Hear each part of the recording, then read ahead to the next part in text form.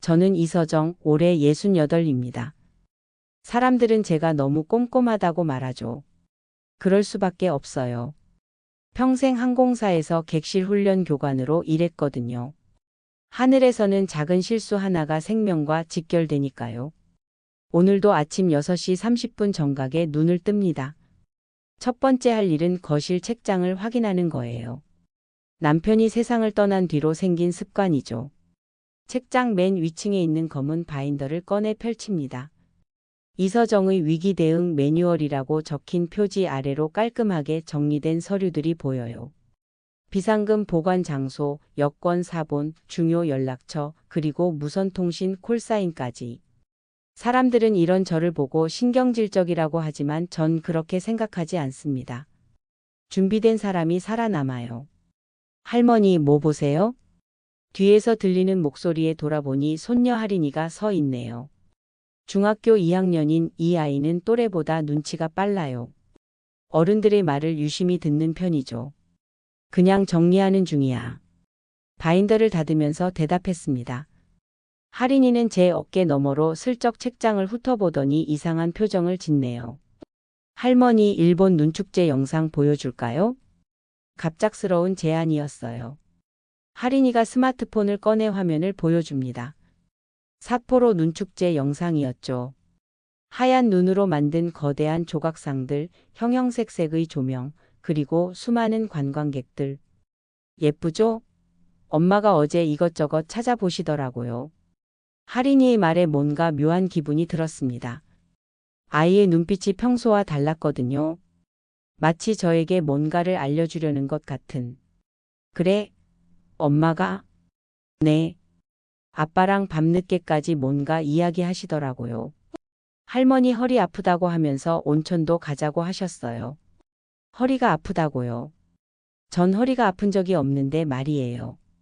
매일 아침 스트레칭을 빠뜨리지 않거든요. 항공사 근무 시절부터 몸 관리는 철저히 해왔습니다. 오후가 되자 아들 도윤이가 퇴근했어요. 평소보다 일찍 들어왔네요. 얼굴이 좀 굳어 보입니다. 엄마, 오늘 하루 어떠셨어요? 그냥 그랬지. 너는 일찍 왔네? 아, 네. 조금 일찍 끝나서요. 도윤이가 거실에 앉더니 제 얼굴을 유심히 들여다봅니다. 뭔가 말하고 싶어 하는 표정이에요. 엄마, 요즘 많이 피곤해 보이세요. 허리도 안 좋다고 하시고. 또 허리 이야기네요. 전 허리가 아프다고 말한 적이 없는데요. 허리? 언제 그런 소리 했니? 아, 지난번에 그러셨잖아요. 도윤이가 당황하는 게 보였습니다. 거짓말을 하고 있다는 걸 눈치챘거든요. 40년 넘게 키운 아들인데 모를 리가 없죠. 저녁 먹고 나서 며느리 다혜가 차를 내와줬어요. 평소보다 더 정성스럽게 우린 차였습니다. 어머니, 요즘 스트레스 많이 받으시죠? 혼자 계시니까 심심하기도 하실 텐데. 그렇지도 않아. 할 일이 많거든. 그래도 가끔은 여행이라도 다녀오시면 좋을 텐데요. 온천 같은 데 가시면 몸에도 좋고. 온천 이야기가 또 나왔네요. 뭔가 짜고 치는 고스톱 같은 기분이 들었습니다. 일본 온천이 특히 좋다던데요. 삿포로 쪽에 유명한 온천이 많다고 하더라고요. 다혜의 말에 오늘 오후 할인이가 보여준 눈축제 영상이 떠올랐어요. 우연일까요? 일본 여행 생각은 없어. 언어도 통하지 않고. 아, 그런 건 걱정 마세요. 요즘은 번역 앱도 좋고 가이드도 있으니까요. 다혜가 너무 적극적이었어요. 평소 같았으면 제가 싫다고 하면 바로 물러섰을 텐데요. 밤이 깊어 가족들이 모두 잠든 후 저는 다시 거실로 나왔습니다. 책장 앞에 서서 검은 바인더를 다시 꺼냈어요. 오늘 하루 있었던 일들을 정리해 보고 싶었거든요. 메모지를 꺼내 적기 시작했습니다. 할인 일본 눈축제 영상, 부모의 늦은 대화 언급. 도윤 허리 아프다는 거짓 정보, 온천 여행 암시. 다혜 일본 여행 적극 권유, 삿포로 온천 구체적 언급. 뭔가 이상했어요. 너무 우연히 겹치는 것 같았습니다. 게다가 도윤이의 표정이 계속 신경 쓰였거든요. 뭔가 숨기고 있는 것 같았어요. 서랍을 열어 통장을 확인했습니다.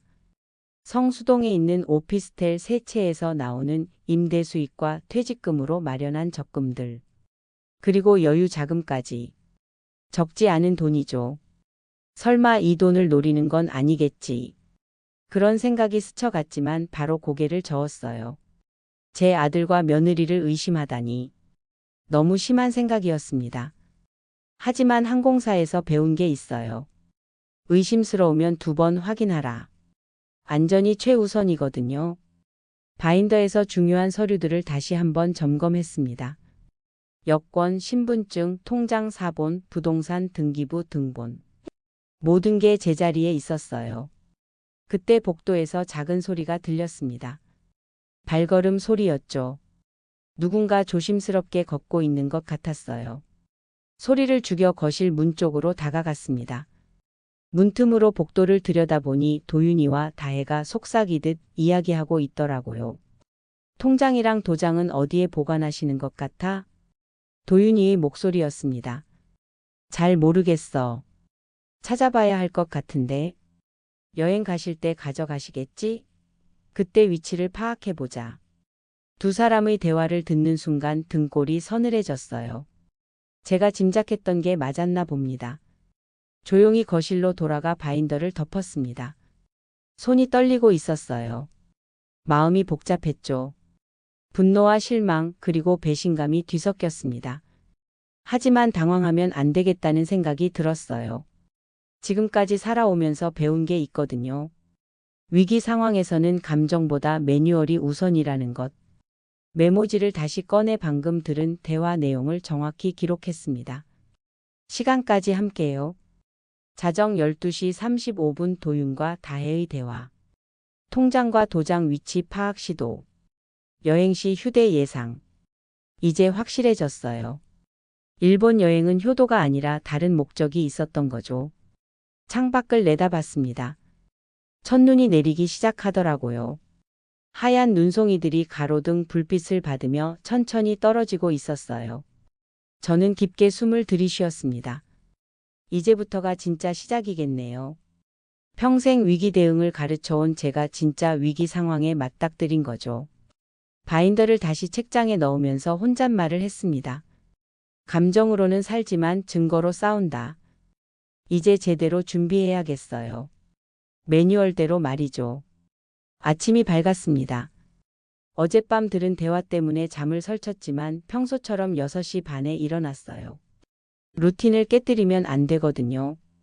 위기 상황일수록 일상을 유지해야 한다는 게 제 철칙입니다. 세수를 하고 거실로 나오니 이미 다혜가 아침 준비를 하고 있더라고요. 평소보다 일찍 일어난 것 같네요. 어머니 주무시는 동안 생각해 봤는데요. 다혜가 접시를 놓으면서 말을 꺼냅니다. 일본 여행 정말 다녀오시면 어떨까요? 요즘 삿포로 눈축제도 하고 온천도 좋다고 하던데요. 역시 나왔네요. 예상했던 대로입니다. 갑자기 왜 그런 생각을? 그냥요. 어머니가 혼자 계시니까 답답하실 것 같아서요. 우리도 함께 가면 좋겠지만 일 때문에 어려우니까. 거짓말이었어요. 도윤이는 요즘 일이 없어서 집에 있는 시간이 더 많거든요. 비용은 걱정 마세요. 우리가 다 준비할게요. 아, 그렇군요. 제가 돈을 쓰지 않게 하겠다는 거네요. 나중에 통장에서 빼가려면 제가 직접 결제한 흔적이 없어야 하니까요. 생각해 볼게. 일단 모르는 척 했습니다. 너무 빨리 거절하면 의심받을 수 있거든요. 점심때쯤 도윤이가 들어왔어요. 손에 커다란 봉투를 들고 있더라고요. 엄마, 깜짝 선물이에요. 봉투를 열어보니 항공권과 호텔 바우처가 들어 있었어요. 이미 다 예약되어 있었습니다. 출발은 사흘 뒤 삿포로 3박 4일 일정이었죠. 벌써 예약했니? 네, 늦으면 자리가 없을까 봐요. 마음에 안 드시면 취소할 수도 있어요. 하지만 도윤이의 표정을 보니 취소할 생각은 없어 보였어요. 이미 결정된 일이라는 듯 말했거든요. 카드로 결제했어요. 어머니는 편하게 가시기만 하면 돼요. 며느리 명의 카드로 결제했다고 하네요. 나중에 제가 돈을 내지 않았다는 증거를 남기려는 건가요? 고맙구나. 그런데 준비할 게 많을 텐데. 준비는 저희가 도와드릴게요. 어머니는 짐만 싸시면 돼요. 그날 저녁 저는 혼자 방에서 준비를 시작했습니다. 하지만 보통 여행 준비와는 달랐죠. 먼저 여권부터 확인했어요. 유효기간도 충분하고 상태도 양호했습니다. 그런데 여기서 중요한 건 사본이었어요. 여권 사본을 세 부 만들었습니다. 하나는 캐리어 안쪽 지퍼 포켓에, 또 하나는 핸드백 안쪽, 은밀한 곳에, 마지막 하나는 클라우드에 업로드했어요. 혹시라도 여권을 잃어버리거나 빼앗겼을 때를 대비한 거죠. 돈도 마찬가지였어요. 현금 30만 원을 준비했는데 전부 한 곳에 두지 않았습니다. 지갑에 10만 원, 가방 안쪽에 10만 원, 그리고 나머지 10만 원은 머플러 속에 숨겨뒀어요. 머플러 안쪽에 작은 히든 포켓을 만들어둔 건 항공사 근무 시절 배운 겁니다. 승무원들이 비상시를 대비해 몸에 지니는 방법이었거든요. 가장 중요한 건 연락처였어요. 바인더에서 중요한 번호들을 따로 적어뒀습니다. 경찰서, 영사관, 그리고 무선통신 동호회 회장 최무겸 아저씨 번호까지. 최무겸 아저씨는 고등학교 동창이에요. 퇴직 후에 아마추어 무선통신에 빠져 있는데 이상한 주파수 간섭이나 도청 같은 걸 잘 잡아내거든요. 혹시 모르니까 연락할 수도 있을 것 같았어요. 다음 날 아침 할인이가 제 방으로 들어왔습니다. 할머니 일본 여행 가시는 거예요? 그런 것 같구나. 엄마 아빠가 보내준다고 하네. 할인이가 잠시 망설이더니 작은 상자를 꺼냈어요. 할머니 이거 갖고 가세요. 에어팟 케이스였어요. 하얀색의 깔끔한 케이스였죠. 이건 왜 주니? 음악 들으실 때 쓰세요. 비행기 안에서도 좋을 거예요. 그런데 뭔가 이상했어요. 할인이의 표정이 심각했거든요. 마치 중요한 뭔가를 전달하는 것 같았어요. 정말 음악만 듣는 거야? 제가 물어보자 할인이가 살짝 웃었습니다. 물론이죠. 하지만 혹시나 할 때도 있잖아요. 아, 이 아이가 뭔가를 준비한 거군요. 똑똑한 아이라고 생각했는데 역시 제 손녀답네요. 고마워, 잘 챙겨갈게. 에어팟 케이스를 받으면서 마음이 조금 놓였어요. 적어도 할인이는 제 편인 것 같았거든요. 출발 전날 밤 저는 마지막 점검을 했습니다. 여권, 돈, 옷, 그리고 비상 연락처까지. 모든 게 준비됐어요. 그런데 복도에서 또 속삭이는 소리가 들렸어요. 이번에도 도윤이와 다혜였습니다. 내일 공항에서 주차는 어떻게 할까? 우리 카드로 결제하자. 나중에 영수증도 챙겨둬야지. 호텔에서도 마찬가지고. 그래, 어머니가 현금 쓰시는 일이 없도록 해야 해. 역시 제가 생각한 대로였어요. 제가 일본에서 돈을 쓰지 않게 하겠다는 거죠. 나중에 제가 여행비를 부담하지 않았다는 증거를 만들려는 거예요. 하지만 저도 준비가 끝났습니다. 그들이 생각하는 것보다 훨씬 더 치밀하게 말이에요. 잠자리에 들기 전에 휴대폰으로 간단한 메시지를 보냈어요. 클라우드에 저장해둔 여권 사본을 확인하고 중요한 연락처들도 다시 한번 점검했습니다. 창밖을 보니 또 눈이 내리고 있었어요. 내일이면 진짜 눈이 많은 삿포로에 가게 되겠네요. 이상한 효도 여행이 시작되는군. 그런 생각을 하며 눈을 감았습니다. 내일부터는 정말 조심해야겠어요. 상대방도 치밀하게 준비했지만 저도 만만치 않다는 걸 보여줄 때가 온 거죠. 가방 옆에 놓인 에어팟 케이스를 보며 씩 웃음이 나왔어요. 할인이가 뭘 준비했는지 궁금하네요. 똑똑한 손녀 덕분에 든든한 기분이 들었습니다. 항공사에서 수십 년 일하면서 배운 게 있어요. 비행기가 이륙하기 전에 모든 준비를 완료해야 한다는 것. 이제 제 준비도 끝났습니다. 내일 아침이면 진짜 게임이 시작되겠네요. 인천공항에서의 출국 수속은 순조로웠어요. 도윤이와 다혜가 모든 걸 챙겨줬거든요. 하지만 전 혼자서도 충분히 할 수 있었죠. 수십 년간 해외 출장을 다녔는데 말이에요. 비행기 안에서 할인이가 준 에어팟 케이스를 만져봤습니다. 겉보기엔 평범한 케이스였지만 무게가 조금 달랐어요. 뭔가 들어있는 것 같았죠. 어머니 편하게 주무세요. 다혜가 담요를 덮어주면서 말했어요. 평소보다 훨씬 친절했습니다. 뭔가 어색할 정도로요. 삿포로 신치토세 공항에 도착한 건 오후 2시였어요. 눈이 정말 많이 와 있더라고요. 하얀 눈으로 뒤덮인 풍경이 아름다웠지만 동시에 섬뜩하기도 했어요.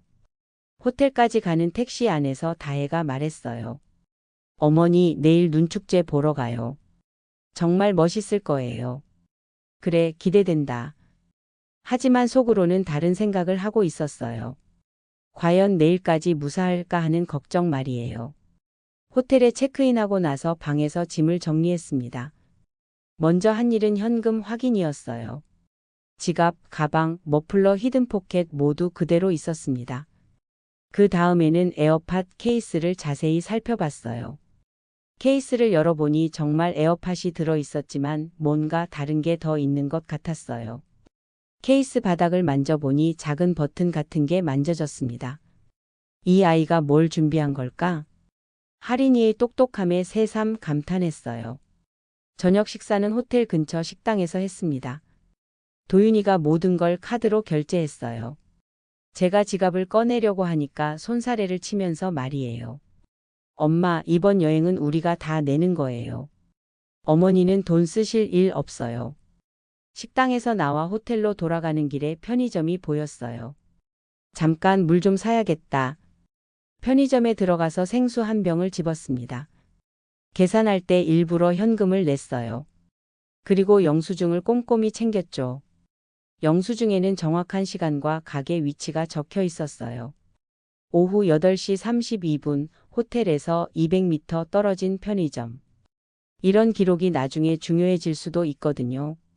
다음 날 아침 눈축제장으로 출발했습니다. 정말 많은 사람들이 몰려 있었어요.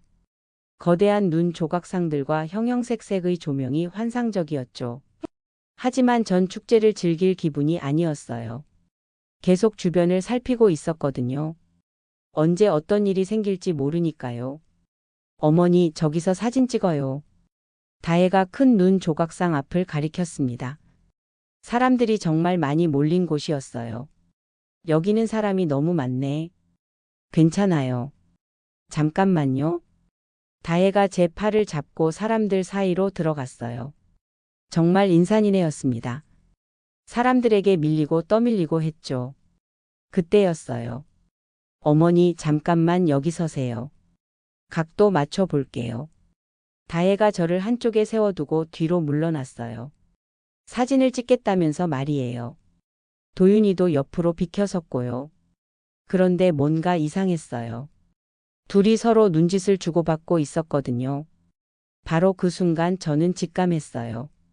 지금이 바로 그때구나. 사람들이 우르르 몰려오는 틈에 전 일부러 반대쪽으로 빠졌습니다. 미리 준비한 대로 말이에요. 어머니, 어디 계세요? 뒤에서 다혜의 목소리가 들렸지만 전 이미 사람들 사이로 사라지고 있었어요. 축제장을 벗어나 한적한 길로 나왔습니다. 심장이 빨리 뛰고 있었지만 당황하지는 않았어요. 이미 예상했던 일이니까요. 먼저 한 일은 근처 편의점을 찾는 것이었어요. 눈길을 조심조심 걸어서 편의점에 들어갔습니다. 다시 생수 한 병을 집고 계산했어요. 이번에도 현금으로 결제하고 영수증을 챙겼죠. 오후 2시 47분 축제장에서 500m 떨어진 편의점. 이런 기록들이 나중에 제가 어디에 있었는지 증명해 줄 거예요. 편의점을 나와 길을 걷다가 작은 카페를 발견했습니다. 한국인 운영이라는 한글 간판이 보이더라고요. 카페에 들어가니 따뜻했어요. 사장님이 한국 사람이었죠. 어머니 혼자 여행 오셨어요? 아, 가족과 함께 왔는데 잠깐 떨어졌어요. 아, 그러시구나. 따뜻한 차 한잔 하세요. 카페 한쪽 벽에 게시판이 있었어요. 교민들이 남긴 각종 정보들이 붙어 있었죠. 그 중에서 제 눈에 띈 게 있었어요. 사토 아유미 변호사. 한국계 일본 변호사, 교민 법률 상담 전문. 명함이 붙어 있었어요. 연락처까지 적혀 있었죠. 혹시나 해서 명함을 하나 챙겼습니다. 나중에 필요할 수도 있을 것 같았거든요. 카페에서 차를 마시면서 휴대폰을 확인했어요. 도윤이와 다혜에게서 전화가 몇 통 와 있었고 문자도 여러 개 와 있더라고요. 어머니 어디 계세요? 걱정돼요. 연락 주세요. 호텔에서 기다리고 있을게요. 하지만 전 바로 답하지 않았어요. 너무 빨리 답하면 의심스러우니까요. 1시간쯤 지나서 문자를 보냈습니다. 길 잃었어요. 호텔로 돌아가는 중입니다. 그리고 일부러 호텔이 아닌 다른 곳에서 지하철을 탔어요. 지하철 교통카드로 결제했는데 이것도 기록에 남을 거예요. 지하철 안에서 할인이가 준 에어팟 케이스를 다시 만져봤습니다.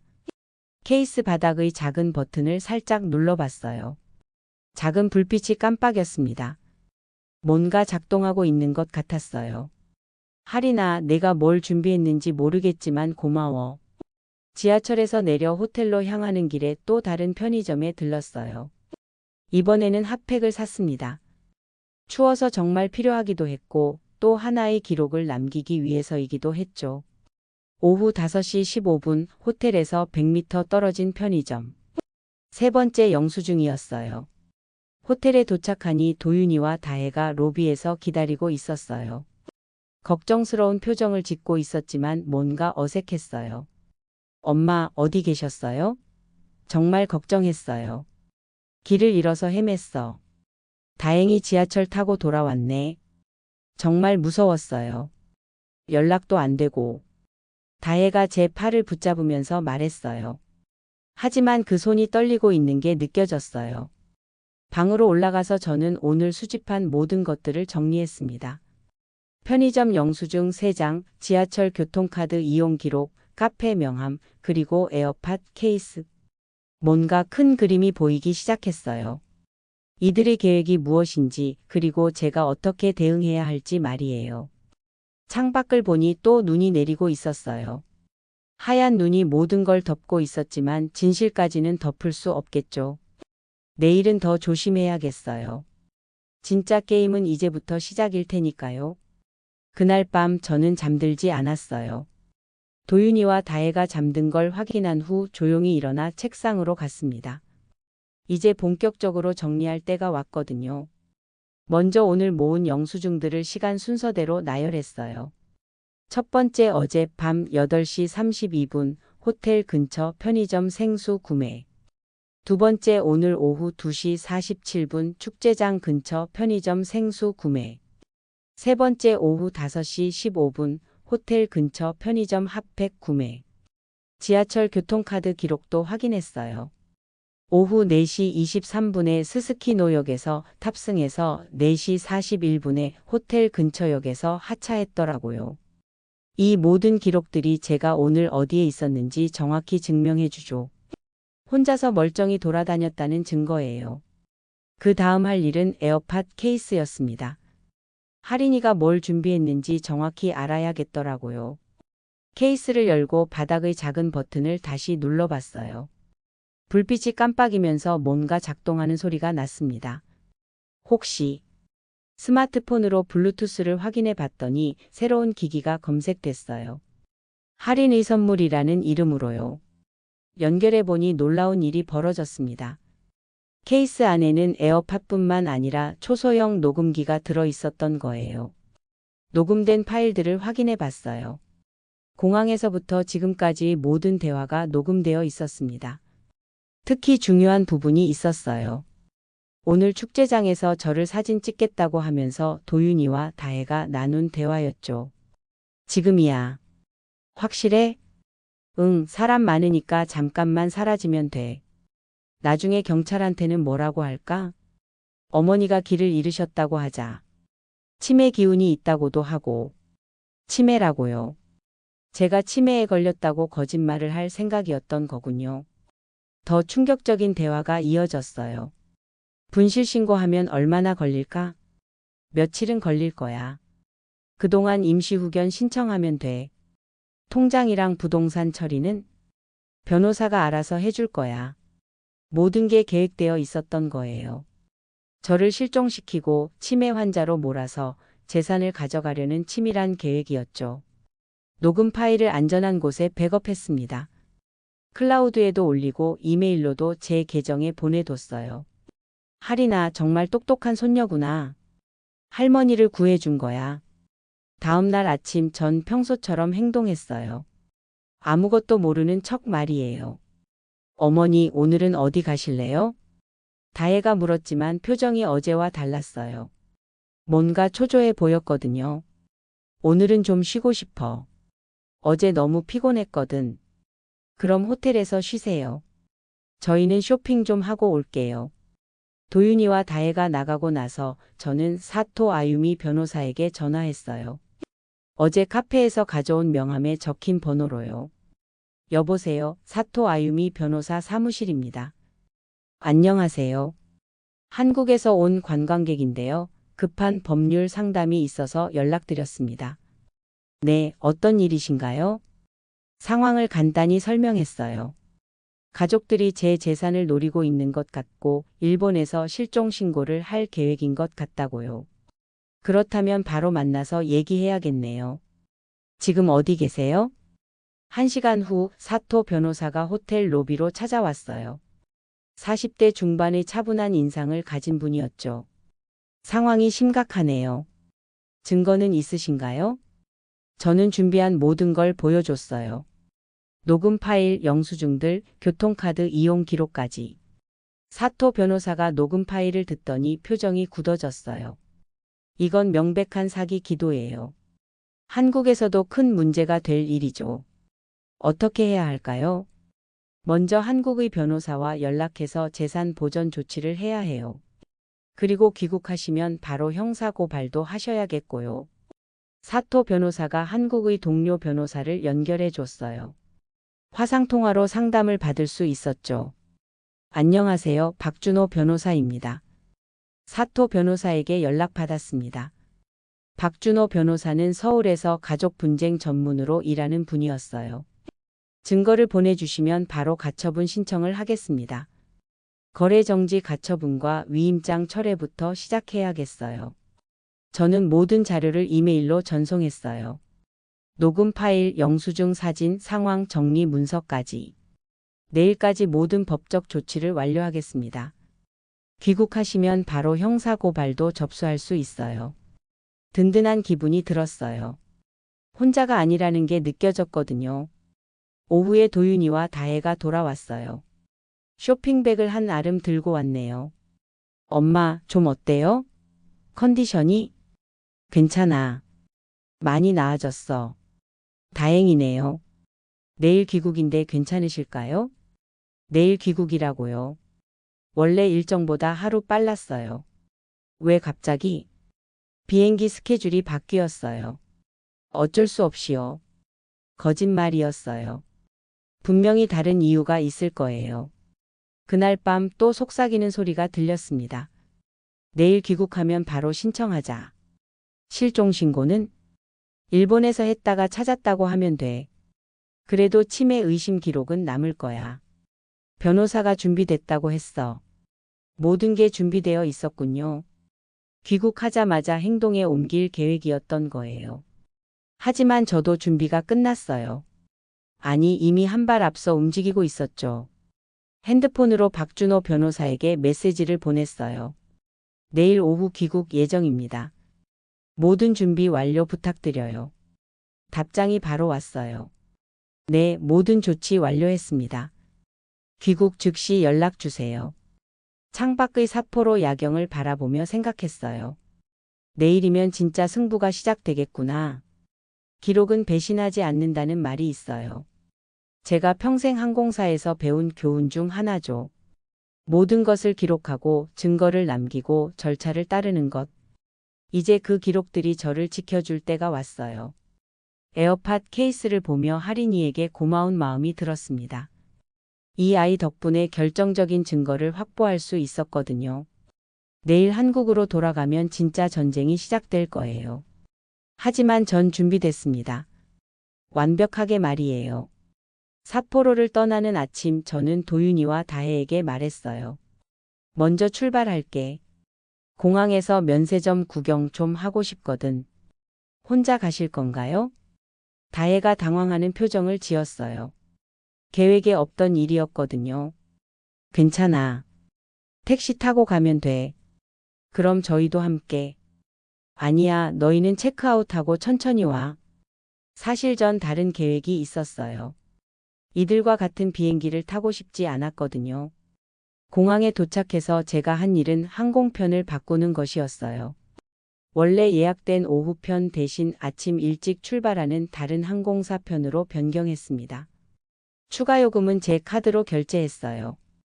이것도 중요한 기록이 될 거거든요. 손님 출발까지 1시간 남았습니다. 체크인을 마치고 출국 수속을 밟았어요. 도윤이와 다혜는 아직 공항에 도착하지도 않았을 시간이었죠. 비행기 안에서 박준호 변호사에게 메시지를 보냈어요. 예정보다 일찍 출발합니다. 오후 2시경 인천공항 도착 예정. 답장이 바로 왔어요. 모든 준비 완료됐습니다. 공항에서 바로 사무실로 오세요. 인천공항에 도착한 건 오후 1시 50분이었어요. 입국 수속을 마치고 나오니 박준호 변호사가 기다리고 있더라고요. 이서정님이시죠? 박준호 변호사입니다. 수고하셨어요. 차에서 얘기하죠. 시간이 별로 없어요. 차 안에서 변호사가 설명해 줬어요. 거래정지 가처분은 어제 신청 완료했습니다. 오늘 오후에 결정 나올 예정이고요. 위임장 철회는요? 그것도 같이 처리했어요. 이제 아드님 쪽에서는 어머니 명의로 아무것도 할 수 없어요. 든든했어요. 이미 한 발 앞서 움직이고 있었으니까요. 그런데 또 다른 문제가 있어요. 변호사의 표정이 심각해졌어요. 뭔가요? 아드님 쪽에서 이미 실종신고를 넣었어요. 어젯밤에요. 실종신고라고요. 제가 아직 일본에 있을 때 말이에요. 어떻게 그럴 수 있어요? 전 멀쩡히 있었는데 일본에서 연락이 안 된다고 했나 봐요. 경찰에서는 수색을 시작했고요. 정말 치밀한 계획이었네요. 저를 실종자로 만들어서 임시후견 신청을 하려던 거였어요. 지금 어떻게 해야 하죠? 바로 경찰서에 가서 실종해제 신고를 하셔야 해요. 그런 다음 역고소를 준비해야겠고요. 사무실에 도착해서 모든 자료를 재검토했어요. 녹음 파일, 영수증, 교통기록, 그리고 사진들까지. 증거가 아주 완벽하네요. 이 정도면 형사고발도 충분히 가능해요. 어떤 죄목으로요? 사문서 위조, 사기 미수, 그리고 허위 신고까지. 여러 가지가 가능해요. 그때 제 핸드폰이 울렸어요. 도윤이에게서 온 전화였어요. 엄마, 어디 계세요? 공항에 안 계시네요. 한국에 있어. 네. 언제 오셨어요? 아까. 일찍 출발했거든. 왜 말씀 안 하셨어요? 걱정했잖아요. 걱정이라고요. 어젯밤에 실종신고를 넣어놓고 무슨 걱정이에요. 집에 가고 있으니까 너희도 빨리 와라. 전화를 끊고 변호사에게 말했어요. 이제 시작이네요. 네, 본격적인 대응을 해야죠. 변호사 사무실에서 나와 집으로 가는 길에 고등학교 동창 최무겸 아저씨에게 전화했어요. 무겸아, 나야 서정이. 서정아, 어쩐 일이야? 혹시 우리 집 주변 주파수 상태 점검해 줄 수 있어? 이상한 간섭 같은 거 있나 확인해 보고 싶어.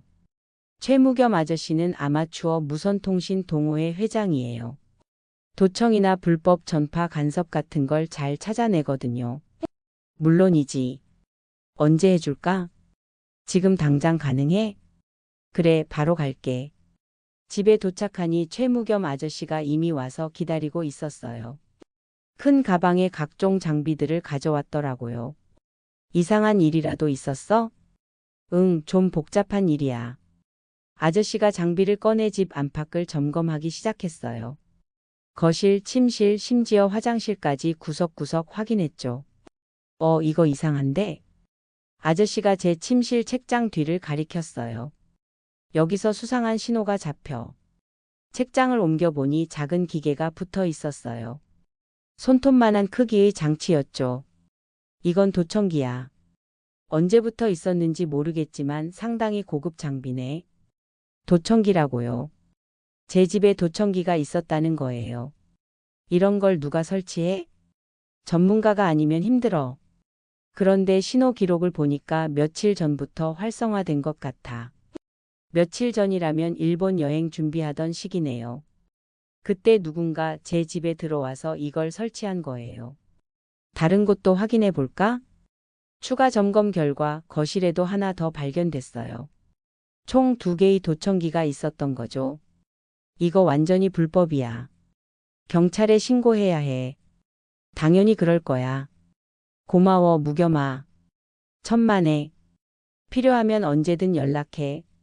증인으로도 서줄 수 있고.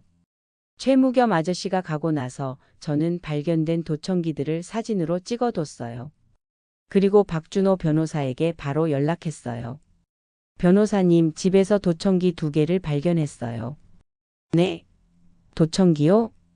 상황을 설명하자 변호사가 흥분했어요. 이건 더 심각한 범죄예요. 통신비밀보호법 위반까지 추가될 수 있어요. 어떻게 해야 하죠? 바로 경찰에 신고하세요. 그리고 도청기는 건드리지 마시고 그대로 두세요. 증거니까요. 저녁 무렵 도윤이와 다혜가 집에 돌아왔어요. 얼굴이 많이 상해 있었어요. 엄마, 왜 혼자 먼저 오셨어요? 피곤해서 그랬어. 연락도 안 하시고. 정말 걱정했어요. 다혜가 제 주변을 맴돌면서 계속 말을 걸었어요. 뭔가 확인하려는 것 같았죠. 엄마, 컨디션은 어떠세요? 일본에서 길 잃으시기도 하고. 괜찮아. 다 지난 일이야. 그때 도윤이가 조심스럽게 말했어요. 엄마, 사실 어제 실종 신고를 했어요. 연락이 안 되니까 걱정돼서요. 실종 신고? 모르는 척했어요. 이미 다 알고 있지만 말이에요. 네, 그런데 다행히 무사히 돌아오셔서. 내일 해제 신고하러 가야겠어요. 그래야겠네. 그런데 엄마, 혹시 기억력에 문제는 없으시죠? 요즘 깜빡깜빡 하시는 것 같아서. 드디어 본색을 드러내는군요. 치매 몰이를 시작한 거예요. 기억력은 멀쩡해. 필요한 건 다 기억하고 있어.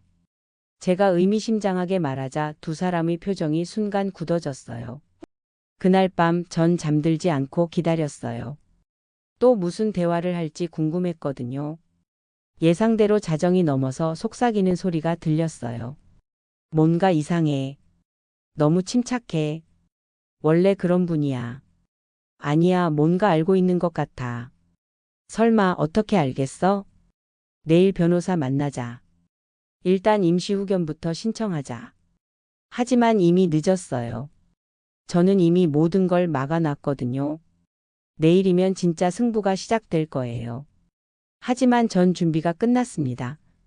완벽하게 말이에요. 다음 날 아침 저는 평소와 다르게 행동했어요. 일찍 일어나서 거실 테이블을 정리하기 시작했거든요. 도윤이와 다혜가 일어났을 때 테이블 위에는 여러 서류들이 깔끔하게 정리되어 있었어요. 엄마, 뭘 하세요? 도윤이가 당황한 표정으로 물었어요. 앉아라. 둘 다. 제 목소리가 평소와 달랐나 봐요. 두 사람이 얼떨떨한 채로 의자에 앉더라고요. 테이블 위에는 제가 며칠간 준비한 모든 것들이 있었어요. 먼저 타임라인 도표부터 보여줬습니다. A4 용지에 깔끔하게 정리된 시간순 기록이었죠. 이게 뭔지 알겠니? 잘 모르겠는데요. 다혜가 불안한 목소리로 대답했어요. 일본에서의 우리 일정이야. 정확한 시간과 장소가 모두 기록되어 있어. 첫 번째 영수증을 보여줬어요. 2월 15일 오후 8시 32분 호텔 근처 편의점. 내가 혼자 생수를 사고 받은 영수증이야. 두 번째, 세 번째 영수증도 차례로 보여줬죠. 2월 16일 오후 2시 47분 축제장 근처 편의점. 오후 5시 15분 호텔 근처 편의점. 엄마, 이게 뭐가 중요한가요? 도윤이가 목소리를 떨며 물었어요. 중요해. 아주 중요해. 이 기록들이 증명하거든. 내가 멀쩡히 혼자 돌아다녔다는 걸 말이야. 지하철 교통카드 기록도 꺼냈어요. 이것도 봐. 오후 4시 23분 스스키노역 승차, 4시 41분 하차. 완벽한 동선 기록이지. 두 사람의 얼굴이 점점 하얘졌어요. 그 다음에는 에어팟 케이스를 테이블 위에 올렸습니다. 할인이가 준 선물이야. 정말 똑똑한 손녀를 뒀구나. 케이스를 열고 스마트폰을 연결했어요. 녹음 파일을 재생하기 시작했죠. 지금이야. 확실해? 응, 사람 많으니까 잠깐만 사라지면 돼. 도윤이와 다혜의 목소리가 거실에 울려 퍼졌어요. 두 사람이 얼굴이 새파랗게 질렸죠. 나중에 경찰한테는 뭐라고 할까? 어머니가 길을 잃으셨다고 하자. 치매 기운이 있다고도 하고. 치매 기운이 있다고. 제 목소리가 차갑게 나왔어요. 계속 들어볼까? 분실 신고하면 얼마나 걸릴까? 며칠은 걸릴 거야. 그동안 임시후견 신청하면 돼. 통장이랑 부동산 처리는 변호사가 알아서 해줄 거야. 완벽한 계획이었네요. 너무 완벽해서 녹음까지 남겨두다니. 엄마, 이건. 도윤이가 변명하려고 했지만 전 손을 들어 말렸어요. 아직 끝나지 않았어. 사토 아유미 변호사의 의견서를 꺼냈어요. 일본에서 법률 상담을 받았어. 이건 명백한 사기 기도라고 하더라. 그 다음에는 박준호 변호사의 법적 조치 완료 통지서를 보여줬어요. 한국 변호사도 만났어. 거래정지 가처분 위임장 철회 모두 완료됐어. 그리고 이것도 봐. 어제 찍은 도청기 사진들을 보여줬어요. 우리 집에서 발견된 도청기야. 2개나 있었어. 언제 설치했니? 다혜가 울음을 터뜨렸어요. 어머니 죄송해요. 정말 죄송해요. 죄송하다고. 제가 일어서서 창가로 걸어갔어요. 밖을 내다보며 말했죠. 나한테 죄송하다고 할 게 뭐가 있어? 효도여행 보내줘서 고맙다고 해야지. 돌아서서 두 사람을 바라봤어요. 도윤아, 내가 빚이 얼마야? 엄마. 얼마냐고 물어봤어. 3억 정도요. 연대보증 때문이지? 도윤이가 고개를 끄덕였어요. 그래서 내 재산이 필요했구나. 오피스텔 3채면 충분하겠더라. 어머니 정말 어쩔 수 없었어요. 다혜가 흐느끼며 말했어요. 어쩔 수 없다고. 그래서 나를 치매 환자로 만들어서 재산을 뺏으려고 했어? 그런 게 아니라. 그럼 뭐야? 녹음에 다 나와 있는데. 저는 다시 자리에 앉았어요. 그리고 마지막 서류를 꺼냈죠. 공항 CCTV 영상 민원 회신서야. 내가 혼자 멀쩡히 다른 비행기로 귀국했다는 증거지. 그리고 이건 경찰서 실종신고 접수 기록이야. 너희가 내가 일본에 있을 때 미리 신고했다는 증거고. 모든 증거가 테이블 위에 펼쳐졌어요. 완벽한 타임라인과 함께 말이에요. 엄마, 저희가 잘못했어요. 정말 잘못했어요. 도윤이가 무릎을 꿇고 말했어요. 잘못했다는 걸 아니까 다행이네. 저는 마지막 서류 2장을 꺼냈어요. 형사고 발장이야. 사문서 위조, 사기 미수, 허위신고, 통신비밀보호법 위반까지. 그리고 이건 접근금지 가처분 신청서고. 두 사람이 완전히 무너졌어요. 엄마, 제발. 제발 뭐. 제발 참아달라고. 제가 자리에서 일어났어요. 나는 평생 매뉴얼대로 살았어. 절차를 지키고 규칙을 따르고 기록을 남기면서 말이야. 창밖을 다시 바라봤어요. 하늘에서 일할 때 배운 게 있어. 작은 실수 하나가 모든 걸 망친다는 것. 그래서 항상 준비해야 한다는 것. 돌아서서 두 사람을 바라봤어요. 너희는 나를 늙고 무력한 할머니로 봤겠지. 하지만 나는 감정으로 살되 증거로 싸우는 사람이야. 도윤이가 고개를 들었어요. 엄마, 기회를 한 번만. 기회? 제가 씁쓸하게 웃었어요. 너희한테 기회를 준 건 나야. 마음만 먹었으면 진작에 고발했어. 그럼. 하지만 이제는 안 돼. 선을 너무 많이 넘었거든. 테이블 위의 서류들을 정리하면서 말했어요. 오늘 오후에 경찰서 갈 거야. 고발장 접수하러. 변호사도 만날 거고 접근금지 가처분 신청도 할 거야. 다혜가 바닥에 주저앉으며 울었어요. 어머니 할인이는 어떻게 해요? 할인이 얘기가 나오자 잠시 마음이 아팠어요. 할인이는 잘못이 없어. 오히려 나를 구해준 아이야. 그 아이만은 지켜줘야죠. 그때 현관문이 열리는 소리가 났어요. 할인이가 학교에서 돌아온 거였어요. 할머니 다녀왔어요. 할인이가 거실로 들어오더니 테이블 위의 상황을 보고 멈춰 섰어요. 할머니, 제 선물 잘 썼어요? 응, 정말 잘 썼어. 고마워. 할인이가 저에게 와서 안겼어요. 할머니 사랑해요. 나도 사랑해. 그 아이만은 정말 지켜줘야겠어요. 어떤 일이 있어도 말이에요. 식탁 위의 공판이 끝났어요. 이제 진짜 법정에서 만날 시간이군요. 그날 오후 저는 약속대로 경찰서에 갔어요.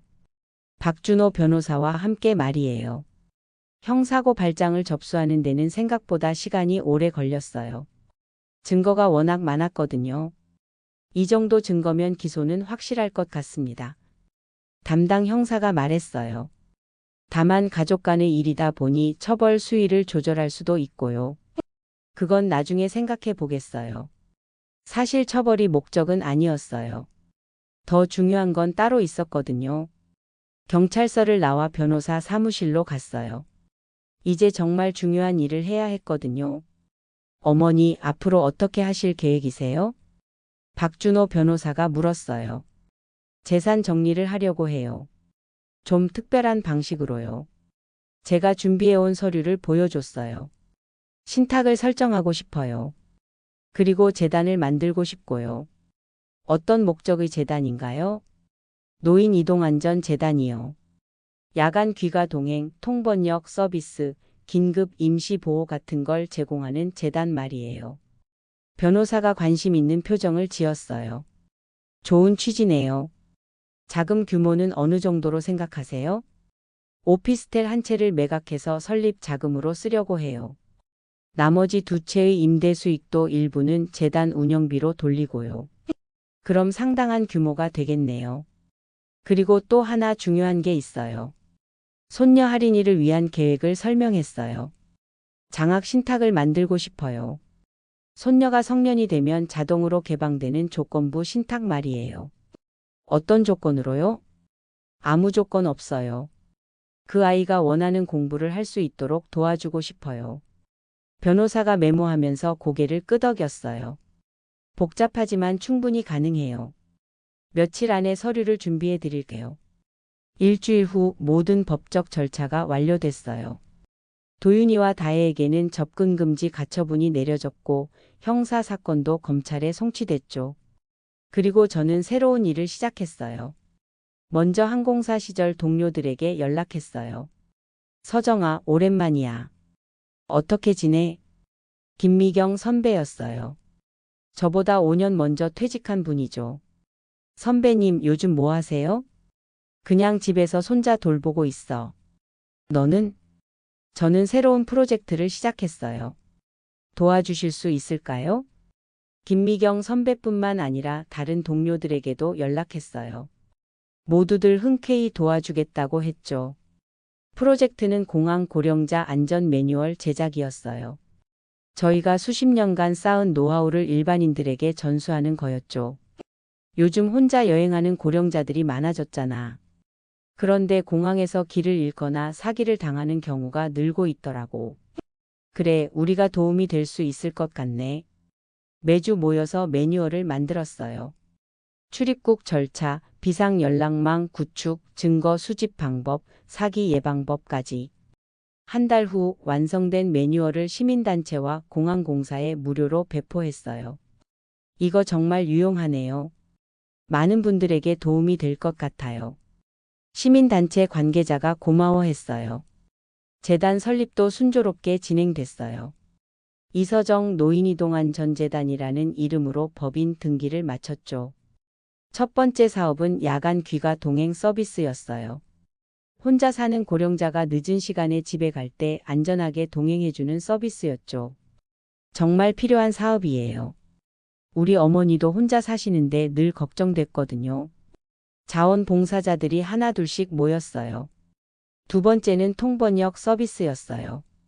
해외여행을 가는 고령자들을 위한 긴급 통번역 서비스였죠. 제가 일본어를 좀 해요. 도와드릴게요. 젊은 자원봉사자들도 참여했어요. 재단이 정착되어 갈 무렵 할인이가 찾아왔어요. 할머니, 재단 소식 들었어요. 그래? 어떻게 알았니? 뉴스에 나왔어요. 할머니 인터뷰도 받고요. 할인이가 제 팔을 붙잡고 말했어요. 할머니 정말 멋있어요. 나도 나중에 할머니처럼 되고 싶어요. 너는 이미 훌륭해. 할머니를 구해준 똑똑한 손녀잖아. 그건 당연한 거예요. 가족이니까요. 가족이라는 말에 가슴이 뭉클했어요. 할인아, 할머니가 너를 위해 준비한 게 있어. 장학 신탁에 대해 설명해 줬어요. 성년이 되면 자동으로 개방돼. 내가 원하는 공부를 할 수 있을 거야. 할머니, 조건은 없어. 내가 행복하면 돼. 할인이가 눈물을 글썽였어요. 할머니 사랑해요. 진짜 진짜 많이요. 나도 사랑해. 그날 저녁 집에 혼자 앉아 생각했어요. 도윤이와 다혜는 어떻게 지내고 있을까? 여전히 제 아들이고 며느리인데 마음 한편이 아프긴 했어요. 하지만 선을 넘은 일에 대해서는 책임을 져야 한다고 생각했어요. 그게 옳은 일이니까요. 다음 날 재단 사무실에 첫 번째 수혜자가 찾아왔어요. 안녕하세요. 밤에 집에 혼자 가기 무서워서 연락드렸어요. 70대 할머니였어요. 혼자 살면서 늘 불안해 하시던 분이었죠. 걱정 마세요. 저희가 안전하게 모셔다 드릴게요. 자원봉사자와 함께 할머니를 집까지 모셔드렸어요. 정말 고마워요. 이런 서비스가 있는 줄 몰랐어요. 할머니가 진심으로 고마워하시는 모습을 보니 뿌듯했어요. 한 달 후 두 번째 수혜자가 왔어요. 일본 여행을 가는데 언어가 걱정돼서요. 80대 할아버지였어요. 저희 통번역 서비스를 이용하세요. 24시간 연락 가능해요.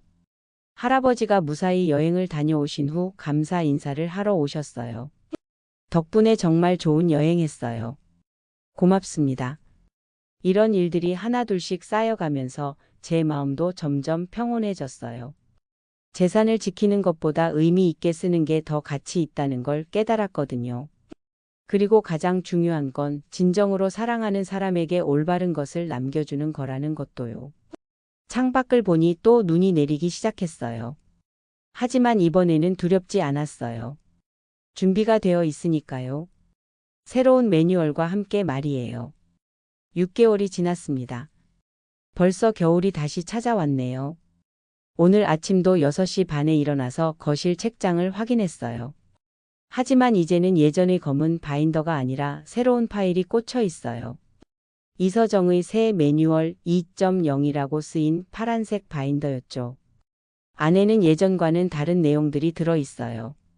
재단 운영 가이드, 법적 대응 체크리스트, 신탁 관리 절차서, 그리고 제가 새로 만든 작은 버킷리스트까지. 버킷리스트에는 이런 것들이 적혀 있어요. 제주도 올레길 완주하기, 할인이 대학 졸업식 참석하기, 재단 수혜자 100명 돌파하기, 항공 동료들과 해외여행 한 번 더 가기. 소박하지만 의미 있는 목표들이에요. 재단은 생각보다 빠르게 자리를 잡았어요. 지금까지 67명의 어르신들이 저희 서비스를 이용하셨죠. 어제도 감사 인사를 받았어요. 혼자 대만 여행을 다녀오신 김순례 할머니에게서요. 이사장님 덕분에 정말 좋은 여행했어요. 통번역 서비스 없었으면 어쩔 뻔했어요. 김순례 할머니는 75세에 처음으로 혼자 해외여행을 떠나신 분이에요. 저희 재단에서 24시간 통번역 지원을 해드렸죠. 다음에는 어디로 가시고 싶어요? 베트남은 어떨까요? 아직 가본 적이 없어서요. 좋은 생각이에요. 언제든지 연락 주세요. 이런 대화를 나누고 있으면 정말 뿌듯해요. 제가 겪었던 일이 다른 분들에게는 도움이 되고 있거든요. 오늘은 특별한 날이에요. 할인이가 고등학교에 입학한 지 벌써 1년이 되었거든요. 할머니 다녀왔어요. 할인이가 집에 들어오는 소리가 들렸어요. 이제는 키도 많이 컸고 목소리도 훨씬 성숙해졌네요. 어떤 하루였니? 좋았어요. 오늘 진로 상담이 있었는데 사회복지학과에 관심이 생겼어요. 사회복지학과라고요. 왠지 모르게 가슴이 뭉클했어요. 왜 그쪽에 관심이 생겼어? 할머니 보면서요. 어려운 상황에 있는 사람들을 도와주는 일이 정말 의미 있어 보여서요. 그래, 좋은 생각이야. 그리고 할머니 이거 봐주세요. 할인이가 노트북을 꺼내서 보여줬어요. 뭐야, 이건? 할머니 인터뷰 영상이에요. 제가 학교 과제로 만든 거예요. 화면에 제 모습이 나오더라고요. 언제 찍었는지도 모르게요. 사랑은 품되 소유되지 않습니다. 신뢰는 주되 검증해야 해요. 제가 카메라를 보며 말하고 있었어요. 가족이라는 이름으로 누군가를 해치려 한다면 그건 진짜 가족이 아니에요. 진짜 가족은 서로를 지켜주는 사람들이죠. 할인이가 언제 이런 인터뷰를 했는지 기억이 나지 않았는데 보니까 몇 달 전 재단 사무실에서였네요. 선생님이 정말 좋아하셨어요. 반 친구들도 감동받았다고 하고요. 그래? 부끄럽네. 아니에요. 자랑스러워요. 할인이가 제 옆에 앉으면서 말했어요. 할머니 정말 고마워요. 뭘? 그때 저를 믿어주셔서요. 그리고 지켜주셔서요. 그때라면 도윤이와 다혜 일을 말하는 거겠죠. 당연한 거야. 넌 내 편이었잖아. 이제 저도 할머니 편에서 더 많이 도와드릴 거예요. 그 말을 듣고 보니 할인이도 정말 많이 컸구나 싶었어요. 저녁을 먹고 나서 혼자 재단 운영 보고서를 정리하고 있는데 전화가 왔어요. 박준호 변호사에게서였죠. 이사장님 안녕하세요. 네, 안녕하세요. 도윤 씨와 다혜 씨 재판 결과 나왔어요. 벌써 그렇게 시간이 흘렀군요. 어떻게 됐나요? 집행유예로 마무리됐어요. 다만 배상명령은 나왔고요. 집행유예라면 실형은 면했다는 뜻이겠네요. 배상은 얼마로요? 손해액의 일부와 정신적 피해에 대한 위자료예요. 큰 금액은 아니지만 상징적 의미가 있죠. 그렇군요. 그리고 하나 더 전해드릴 말씀이 있어요. 뭔가요? 도윤 씨가 사과 편지를 보냈어요.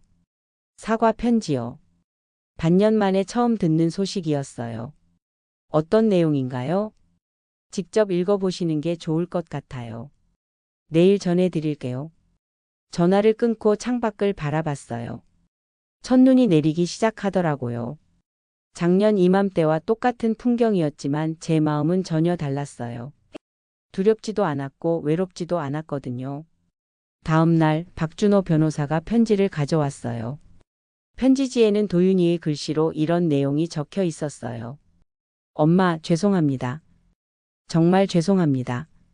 그동안 얼마나 무서우셨을지, 얼마나 실망스러우셨을지 생각하니 잠이 오지 않습니다. 저희가 잘못했습니다. 변명의 여지가 없어요. 다혜와 저는 지금 상담을 받고 있어요. 우리가 왜 그런 끔찍한 일을 생각했는지 돌아보고 있고요. 엄마를 다치게 한 것, 할인이에게 상처를 준 것, 모든 게 저희 잘못입니다. 재단 소식도 들었어요. 정말 자랑스럽습니다. 언젠가 용서받을 수 있다면 저희도 그 재단에서 봉사할 수 있게 해주세요. 그게 저희가 속죄할 수 있는 길이라고 생각해요. 사랑하는 엄마, 그리고 할인아, 정말 미안해.